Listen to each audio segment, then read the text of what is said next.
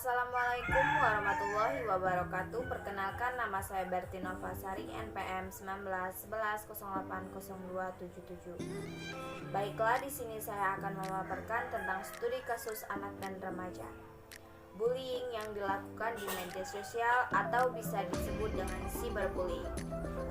Remaja adalah masa di mana kita sebenarnya dihadapi akan banyak tantangan dan masalah. Lalu, apa itu media sosial? Media sosial, disingkat medsos, merupakan salah satu bentuk kemajuan teknologi informasi dan komunikasi. Media sosial menyebabkan informasi apapun dapat tersebar dengan mudah di masyarakat sehingga dapat mempengaruhi cara pandang, gaya hidup, serta budaya atas suatu bangsa. Melalui media sosial, manusia diajak berdialog, mengasah ketajaman nalar dan psikologinya dengan alam yang hanya tampak pada layar. Namun, tidak dapat disangka lagi bahwa pesan-pesan yang ditayangkan melalui media sosial elektronik dapat mengarah khalayak ke baik perilaku proposal maupun antisosial. Lalu, apa itu cyberbullying? Cyberbullying adalah perundungan dunia maya. Bullying perundungan dengan menggunakan teknologi digital. Hal ini dapat terjadi di media sosial, platform chatting, platform main game, dan ponsel. Adapun menurut Thingiverse Text, cyberbullying adalah perilaku agresif dan tujuan yang dilakukan suatu kelompok atau individu menggunakan media elektronik secara berulang-ulang dari waktu ke waktu terhadap seseorang yang dianggap tidak mudah melakukan perlawanan atas tindakan tersebut. Jadi terdapat perbedaan kekuatan antara pelaku dan korban. Perbedaan kekuatan dalam hal ini merujuk pada sebuah persepsi kapasitas fisik dan mental. Lalu, ada contoh cyberbullying: menyebarkan kebohongan tentang seseorang atau memposting foto memalukan tentang seseorang di media sosial. Lalu yang kedua, mengirimkan pesan atau ancaman yang menyakitkan melalui platform chatting, menuliskan kata-kata menyakitkan pada kolom komentar media sosial, atau memposting sesuatu yang memalukan atau menyakitkan korban. Lalu yang ketiga, meniru dan mengatasnamakan seseorang, misalnya dengan akun palsu atau masuk melalui akun seseorang dan mengirim pesan jahat kepada orang lain atas nama mereka. Trolling, pengiriman pesan yang mengancam atau menjengkelkan di jaring sosial, ruang mengobrol, atau game online. Bullying secara langsung atau tatap muka dan cyberbullying seringkali dapat terjadi secara bersamaan. Namun, cyberbullying meninggalkan jejak digital, sebuah rekaman atau catatan yang dapat berguna dan memberikan bukti ketika membantu menghentikan perilaku salah ini. Bullying terjadi secara online ketika bisa merasa seperti diserang dari mana-mana, bahkan di dalam rumah sendiri, seperti tidak ada jalan untuk keluar.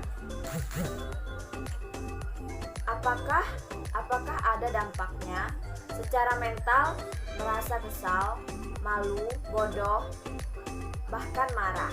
Lalu secara emosional, merasa malu atau kehilangan minat pada hal-hal yang disukai. Dan secara fisik adanya lelah, kurang tidur, atau mengalami gejala seperti sakit perut dan pusing kepala.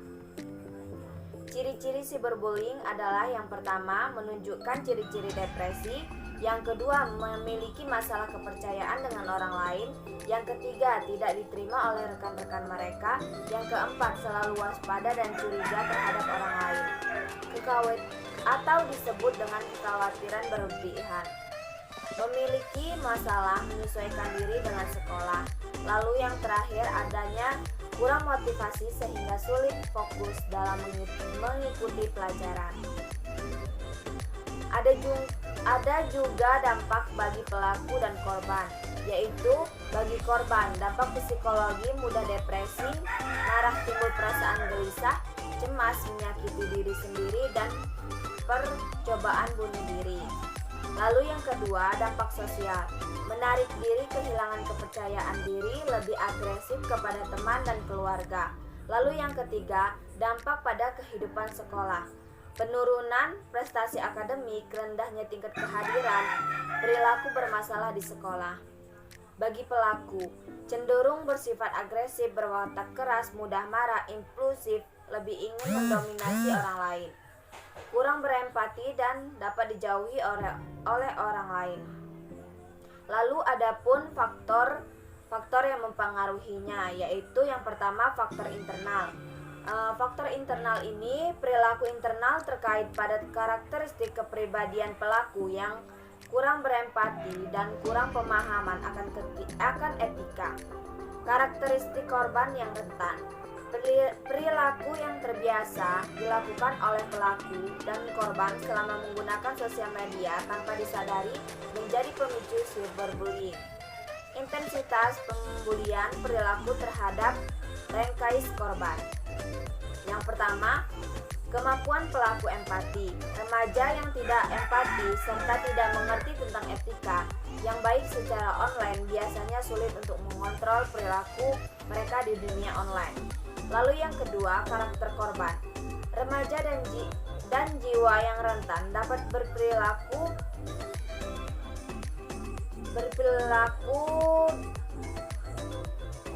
menjadi pelaku ataupun korban dari cyberbullying.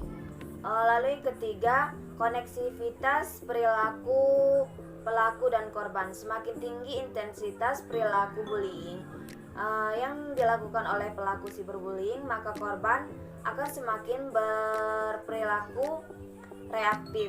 Lalu yang keempat, pada dasarnya pelaku dan korban cyberbullying dapat terjadi baik pada remaja, kemampuan perempuan ataupun remaja laki-laki. Tidak terdapat perbedaan perilaku cyberbullying antara remaja laki-laki dan remaja perempuan. Yang kelima, perilaku yang seringkali dilakukan remaja dan menjadi kebiasaan remaja saat bersosial media menjadi faktor pemicu terjadinya cyberbullying.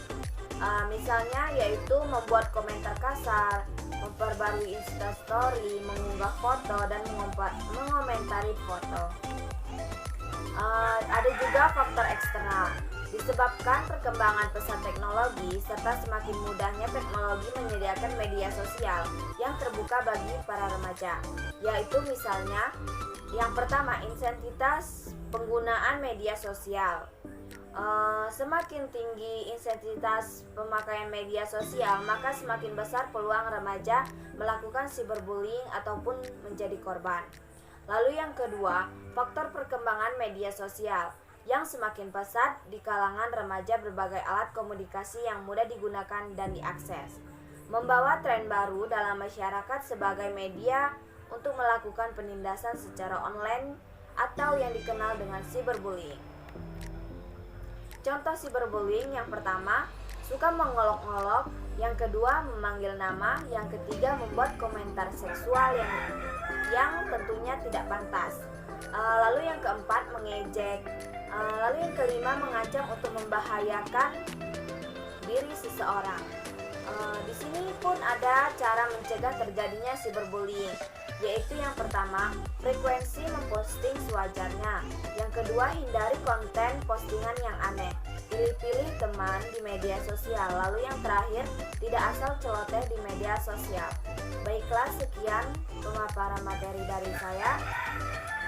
Wassalamualaikum warahmatullahi wabarakatuh.